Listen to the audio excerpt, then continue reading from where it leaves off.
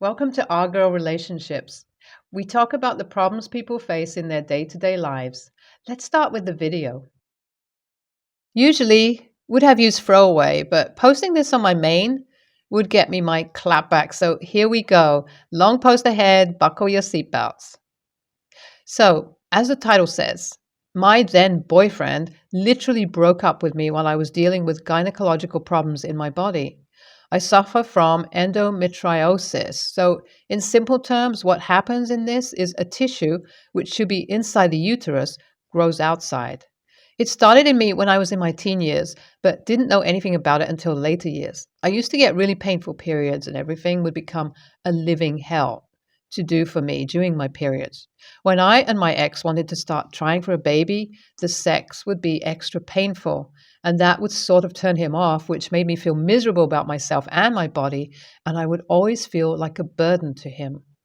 And when we tried and got no results, we went to the doctor, who told me I would have difficulty conceiving and I should just give up on dreaming about having kids for a while and focus on my healing first. That's what the doctor exactly and accurately said, but my ex, being the dumb person he is, translated the whole thing saying she is infertile. He never thought of any solution, nor did he care about my well-being, and in the thick of healing, he left me in the end. I don't care what his reason was and how badly he wanted to have children and live his own childhood through it. If he had loved me, he would have found some other way or would have been patient with me.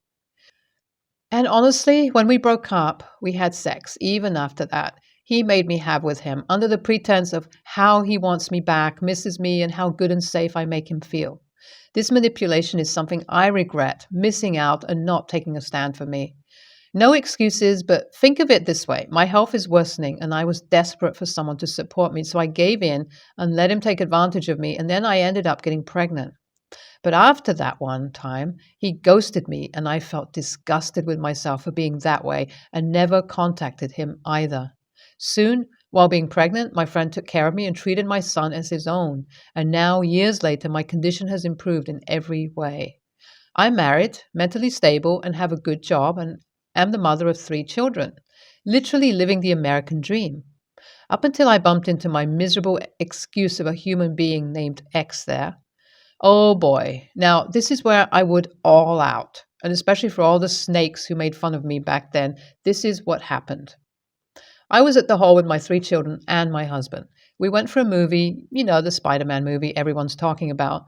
So yeah, we went there, and after the movie, we decided to grab some candies and junk food. After getting off from the escalator, my younger daughter bumped into a guy, and guess what, like every other rom-com, that happened to be my ex. But as this is real life, we had a very different outcome. He said to me, hi, and asked if this was my child. And I said, sorry for my daughter bumping into him, and said, yeah, she is. And just to brag, honestly, I showed him the rest of the 2 kids too. Now, he doesn't know that he fathers my oldest son, and I necessarily didn't tell him. I didn't want the drama, and him being away from me is the greatest blessing I have ever earned in my life. So yeah, didn't bother telling him. Because if he didn't stay with me at my lowest, he doesn't deserve me at my best either. After my husband walked in, I was nervous and I knew he could have sensed it. He came to my rescue, and instead of just getting over the whole thing after having a small talk, my ex kept on dragging the whole conversation until he really confirmed the fact that I was indeed the biological mother of these 3 kids. And then he walked over to me and asked about my health. I was fuming and wanted to slap him, but that would be animal abuse. I kept quiet and told him with my husband's love and support, I worked on my health and got better in no time. I could see him going pale, and then after an awkward bye, he stares at my oldest son, who I have with my ex. He said he has the same eyes as him, and me, being me, acted nervous and gave out. I didn't think of anything and ran from that place, and my husband followed. He tried following us, but we just missed him by a short distance. Thank Lord we did. And after 2 days of this incident, I got a call from my friend who I had not a lot of contact with. It made me happy that we talked again, and with the flow of the conversation, I told her everything. At that moment, I didn't know she was going to snitch on me and tell my ex everything. The next morning, my ex shows up in my front door and demands to have my older son back. And now skip to today. He is taking me to court and suing me and asking me for rights over his son. He wants my child to have his grandfather's name and change his surname to his and have him over for all the days of the week. This is the same guy who left me when I was having trouble conceiving, and he left me for some other chick, and now he is here demanding for his fatherly rights. Like, dude, he can't be serious for real. On what basis is the court going to give you rights over a child who you didn't know existed until 3 days ago? Like, he just popped out of nowhere and thinking he can take my child from me? Like, the audacity. And don't give me that he might have changed. No, he hasn't, and he never will. And handing my child over just means exploiting him for his own profit and ruining his life. My husband is the only person he will ever consider as father, and he has no place in my life, and the peace I have in my life is something I have earned hard to earn, so no way I am trading that for anything. I'm really scared about these legal proceedings and everything because it's a field I have never played before, and I am kind of scared of my ex. What if he succeeds and steals my son? And what if I also lose my husband and have to deal with the whole heartbreak thing again? And I am a person who is strictly told to not be in stressful conditions, so that everything that is happening is doing nothing but making me more and more miserable. And about that friend, she's going to get it from me. My mutuals have all blacklisted her. And then again, I later found out that she is dating my ex. I am so freaking stupid. And to do this kid of stupidity is just beyond help and hope. I want to break her face so badly and teach her a lesson about how not to snitch and act like a snake with someone you called friend. And they trusted you with deep details of their life. But then again, I will face them in court. She doesn't really want my ex to have my son's custody. I can tell that from the way she spoke and everything, but that girl needs to chill and sit back without snitching on me. And after this is the lesson of not trusting anyone has been learnt by me, and never will I trust anyone because they call me their friend. I'm sorry, I ranted more than telling the actual story, but you know this is really a safe place, as everyone considers it to be, and the frustration is real. And as this post was being used as a clapback, I wanted to tell every bit of my story and not leave any single detail. So yeah, that's all for now. And to all the people who think that I am the bad guy here, you have both middle fingers up for you. I would now go talk to my husband and lawyer and get my son back to me without having the fear of losing, and enjoy some pink over a glass of wine. So my ex really kept his word for once and sent us a legal notice about my son's custody, but first he wants to confirm it with a test to check if it's really his son or not. Like, dude, get your priorities set first and then talk to us. Like, he isn't sure if it is his son or not, but keeps on butting into our perfect life and annoying us with stupid legal notice. And we have found the best lawyer, and she has assured me that our side of the case is strong. And after proving that he is a bad person who isn't safe to be around, we can win the case. And also get a restraining order against him so he won't bother us. And from what I have heard from the streets, he and his girlfriend are having fights over this topic. So maybe to save their relationship, he may withdraw his claim and get over it.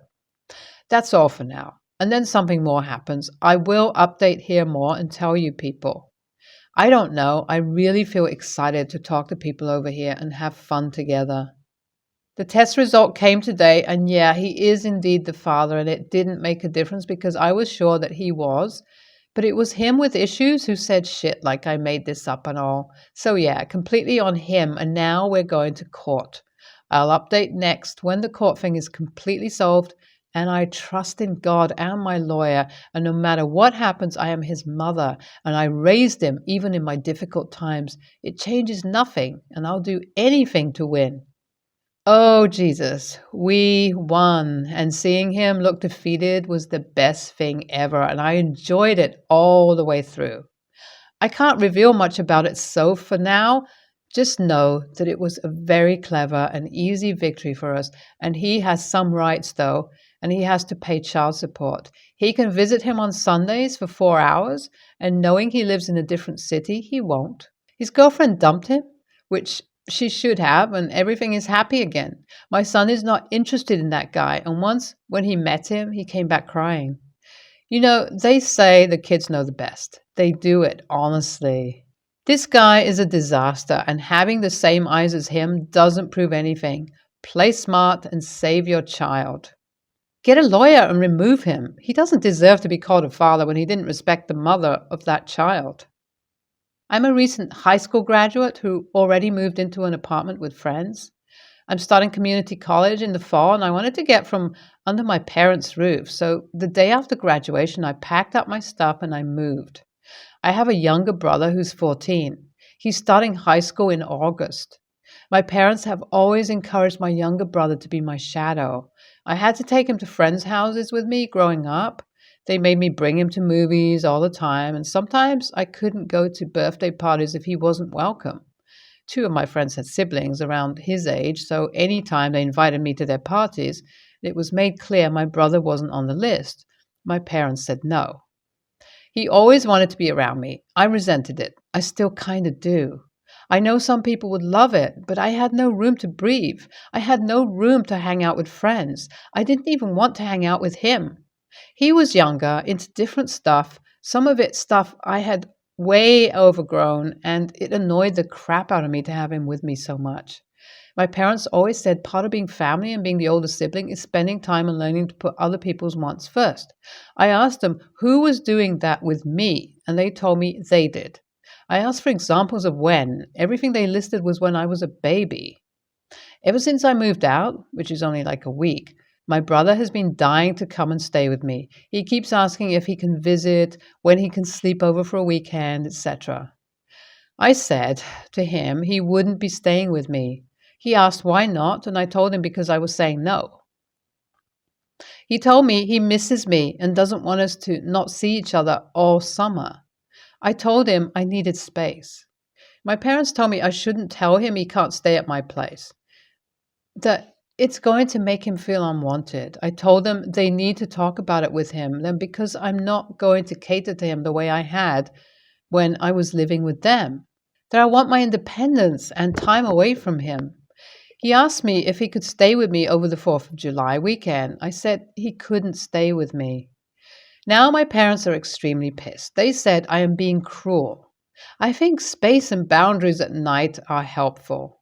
Maybe then I can get to a point where I want to see him and spend time with him, where I actually care about our relationship again. AITA though? NTA. The way your parents treated you actually led to this situation. I have a younger sister, and when we were teenagers, I would sometimes take her to hang out with me and my friends.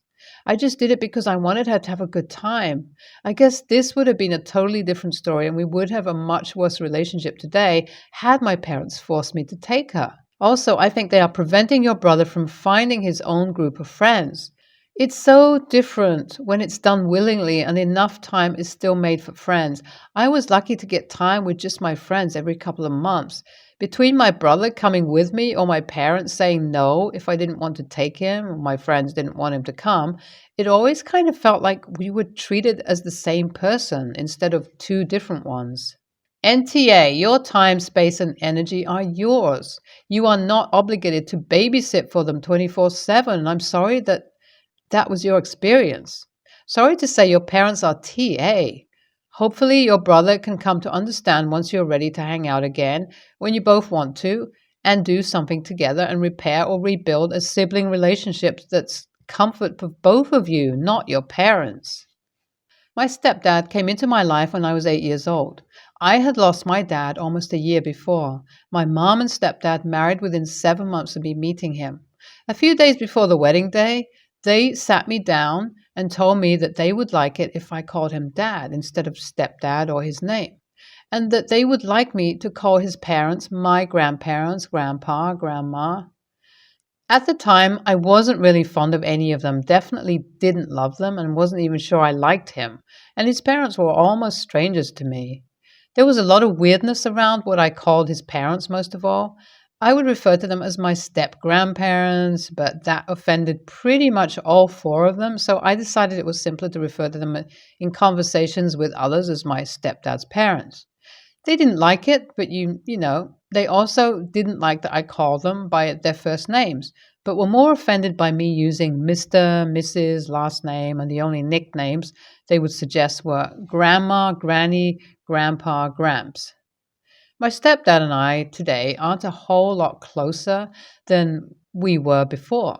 I feel like he's threatened by the fact that I never dropped a step from his title, and I never call him dad in conversation, yet still talk about my dad to friends, other family members, etc.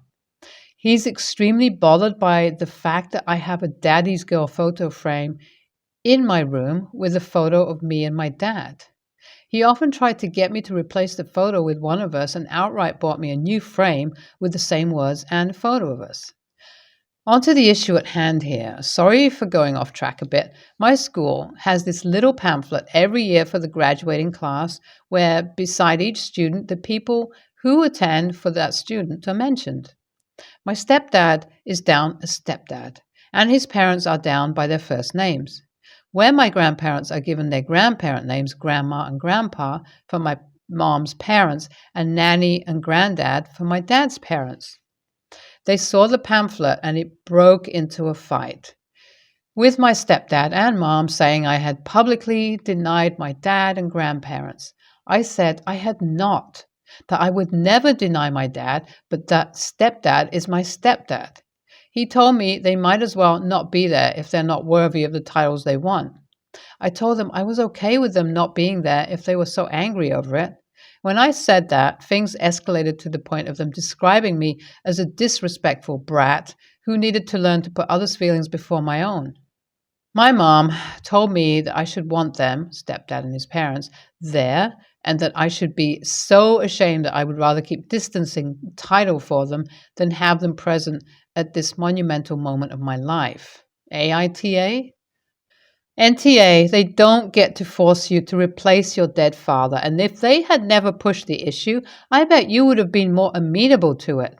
They shot themselves in the foot here. Do what feels right for you.